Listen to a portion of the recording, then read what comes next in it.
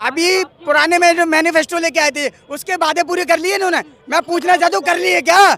महंगा हमारी सरकार आएगी भाई बहनों, हमारी सरकार आती महंगाई बेरोजगारी पे काम करेगी। क्या करा? हमारी सरकार आती महिला सुरक्षा मिलेगी, क्या हुई? मणिपुर अभी भी चल रहा है, नंगा हुए सारा मार दिया आपने। पहले के वादे मुद्दे पूरे कर नहीं पाते, दूसरा मुद्दा ले आते हो। 24 में आपका कोई जुमला नहीं चलने वाला। जनता अवेयर हो चुकी है, पब्लिक के अंदर अवेयरनेस आ चुकी है, जागरूकता। अब जनता आपके झूठे वादों में, झूठे आश्वासन में नहीं आने वाली। जनता को पता है हमारे हक अधिकार छीने जा रहे हैं। आज युवा के लिए रोजगार नहीं है, स्टूडेंट पढ़ नहीं पा रहे हैं, ठीक है, रोजगार नहीं कर पा रहे, देश को बर्बाद कर दिए। बात कर रहे हो आप देश की, किस विकास की बात कर रहे हो? नमस्कार, आदाब, सत श्री अकाल, मैं हूँ आपके साथ पूजा। और अभी आपने देखा कि लोकसभा चुनाव है, मैनिफेस्टो जारी हो चुका है, विपक्ष ने भी जारी कर दिया है और बीजेपी सरकार ने भी जारी कर दिया। लेकिन मैनिफेस्टो में क्या क्या मुद्दे रहेंगे लोगों के, वो खास है और उसी पे हम बात करेंगे।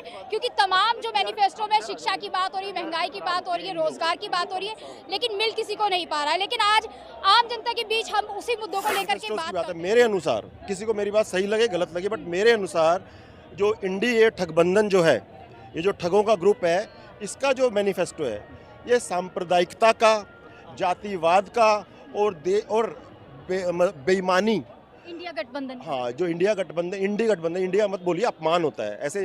जो ये देश विरोधी और महाभ्रष्टाचारी भारतीय जनता पार्टी नहीं, इंडिया गठबंधन में इंडिया कहना ना, इसके लिए भी सुप्रीम कोर्ट में रिट लगाई। भारतीय जनता पार्टी में भी भारतीय आता है। हाँ, भारत का नाम तो उससे तो भारत का सम्मान बढ़ता है, क्योंकि वो लोग। अच्छा, मैनिफेस्टो की अगर मैं बता रहा हूँ, मैंने कहा ना, मेरे व्यूज है ये, किसी को सही भी लग सकता है, किसी को गलत भी लग सकता है। मैनिफेस्टो की बात करते हैं तो आपने बोला कि सांप्रदायिक तरीके से वो इस तरीके का कर रहा है, तो ऐसा क्या बोला है?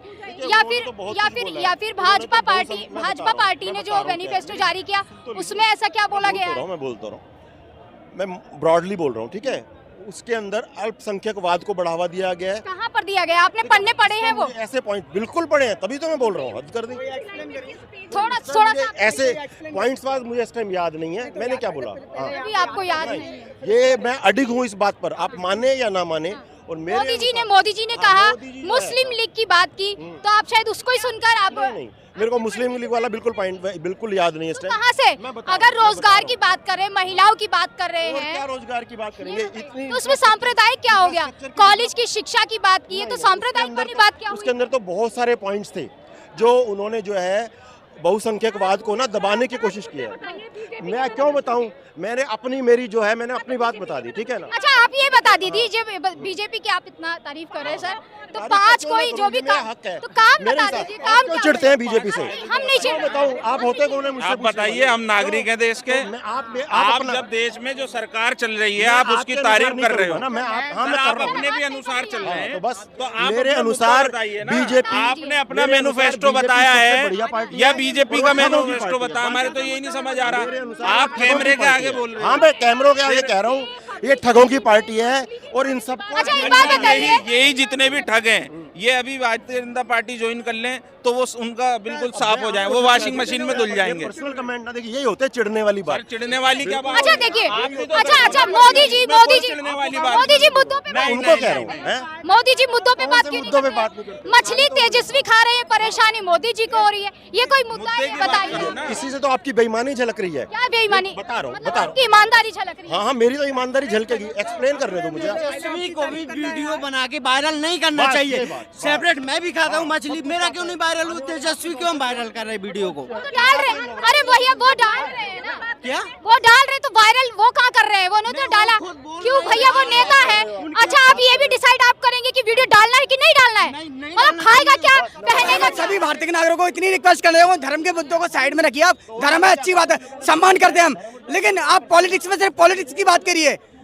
आज सरकार किसी, एक मिनट ध्यान से सुन लो, सरकार किसी की भी हो, उसकी कमियों को उजागर करने की सच्ची देशभक्ति होती है, ठीक है, याद रखें, सच्ची देशभक्ति होती है। कोई भी हो, सरकार किसी की हो, उसकी कमियों को उजागर करना देशभक्ति होती है, ठीक है। तलबे चाटने वाले दलाल होते हैं, याद रखें, देशभक्त नहीं, बात रखें, वैसे ही जाएंगे। इनके पास मुद्दा ही नहीं है सर, आप तो इनके पास मुद्दा ही नहीं है, ये भक्त बन चुके हैं। की दाल गली नहीं और ये निकल रही है पतली गली से। मैं ये कहना चाहता हूँ, देश के अंदर रोजगार युवाओं के लिए बात करो। आज मैन्युफैक्चर पर बात कोई करते नहीं, कोई भी नेता, बीजेपी कर क्या रही है? मतलब बात आ गई तो जो मछली वगैरह की, क्या कर रहे हो आप? क्या लोग माइंड डाइवर्ट करना चाहते हो लोग, लेकिन याद रखे 24 में आपका कोई जुमला 24 में आपका कोई जुमला नहीं चलने वाला। जनता अवेयर हो चुकी है, पब्लिक के अंदर अवेयरनेस आ चुकी है, जागरूकता। अब जनता आपके झूठे वादों में, झूठे आश्वासन में नहीं आने वाली। जनता को पता है हमारे हक अधिकार छीने जा रहे हैं। आज युवा के लिए रोजगार नहीं है, स्टूडेंट पढ़ नहीं पा रहे हैं, ठीक है, रोजगार नहीं कर पा रहे, देश को बर्बाद कर दिए। बात कर रहे हो आप देश की किस प्रकार की बात? पुराने में जो मैनिफेस्टो लेके आए थे उसके वादे पूरे कर लिए इन्होंने। मैं पूछना चाहता हूँ कर लिए क्या? महंगा हमारी सरकार आएगी भाई बहनों, हमारी सरकार आती महंगाई बेरोजगारी पे काम करेगी। क्या करा? हमारी सरकार आती महिला सुरक्षा मिलेगी, क्या हुई? मणिपुर अभी भी चल रहा है, नंगा हुए सारा मार दिया आपने। पहले के वादे मुद्दे पूरे कर नहीं पाते, दूसरा मुद्दा ले आते हो। मैं मैनिफेस्टो पे बात करने के लिए तैयार हूँ।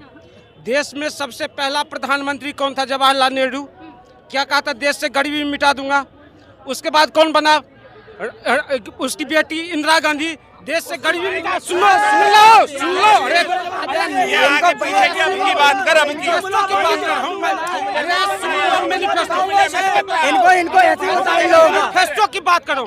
मैं कर रहा हूँ जो 60 साल की मैनिफेस्टो की बात करूँ। इंदिरा गांधी अरे भाई शुक्रिया अदा करो कांग्रेस। मैं कर रहा हूँ जो अब जवाहरलाल नेहरू गरीबी नहीं मिटा पाया, इंदिरा गांधी नहीं मिटा पाई, उसके बाद राजीव गांधी मनमोहन सिंह नहीं मिटा पाया।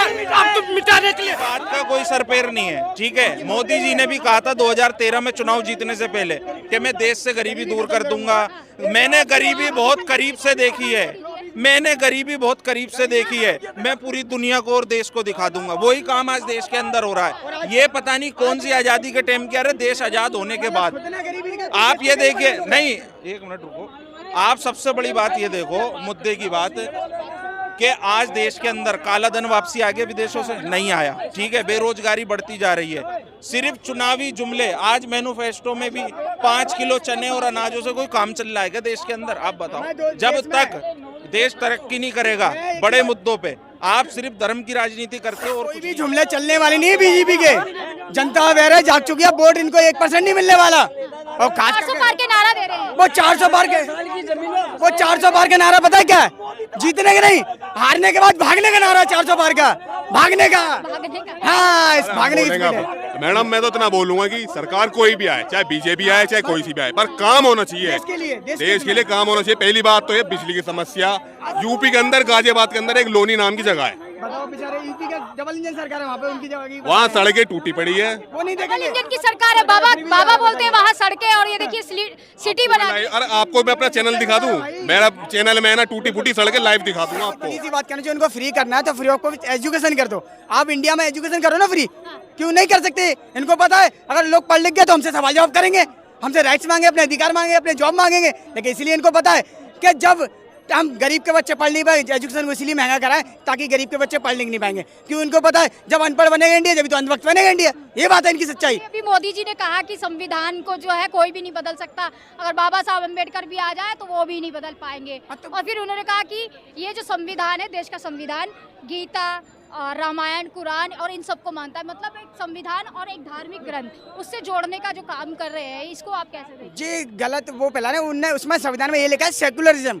मतलब सब धर्मों का सम्मान, रिस्पेक्ट होना। लेकिन सबसे पहले संविधान देश का, जिससे हमारा राष्ट्र चलेगा, देश चलेगा हमारा। तो संविधान is a very important books now. वो बुक्स नहीं, हमारे देश का, वर्ल्ड का दुनिया का ही सबसे बड़ा संविधान है इंडिया का, और उसको आपको रूल्स फॉलो करने पड़ेंगे। और जो नेता नहीं करता वो देशद्रोही है। क्या लग रहा है, संविधान खत्म हो रहा है क्या? खतरे में है खत्म तो कोई कर ही नहीं पाएगा। मैं कह रहा हूँ जब तक डॉक्टर बी आर अम्बेडकर की औलाद जिंदा है, संविधान बदलने की बात तो अभी अन्य हेगड़े जी ने कही ना, बदलना तो छोड़ो, आप उसका एक पेज नहीं पलट सकते। संविधान बदलने की तरफ आंख उठा के भी देखी तो आंखें निकाली जाएंगी। याद रखे, संविधान बदल देंगे, निकम्मी सरकार को बदल देंगे हम। याद रखे सरकार। 400 पार का जो अभी नारा दिया जा रहा है, फेल होता है। वो 400 पार का नारा जीतने का नहीं, हारने के बाद भागने का नारा है वो। अच्छा, तो नॉर्थ ईस्ट से जो है, अब जो कन्हैया कुमार को यहाँ से टिकट मिला है और उनके जो सामने खड़े हुए हैं वो मनोज तिवारी जी हैं, उसको कैसे देख रहे हैं कि अब कन्हैया को मिल गया है? तो क्या लग रहा है किसको समर्थन मिलेगा यहाँ से? देखो मैं एक चीज बताऊं, सत्य होता है ना, सत्य परेशान हो सकता है, पराजित होता है। तो लोग अब जाग चुके हैं, आंखें खुल चुकी है, सत्य के साथ रहेंगे। तो वोट, मैं यहाँ बीजेपी और कांग्रेस की बात नहीं कर रहा, जो लोगों को सही लगे आप वोट उसको दीजिए। मैं किसी पार्टी का वर्टिकुलर नहीं बोल रहा, कि पार्टी का अकॉर्डिंग बोल रहा हूँ। आप जो आपको सही लगे उसको वोट दीजिए, लेकिन जो देश के हित में हो, बस इतना मेरा कहना चाहेगा जनता की।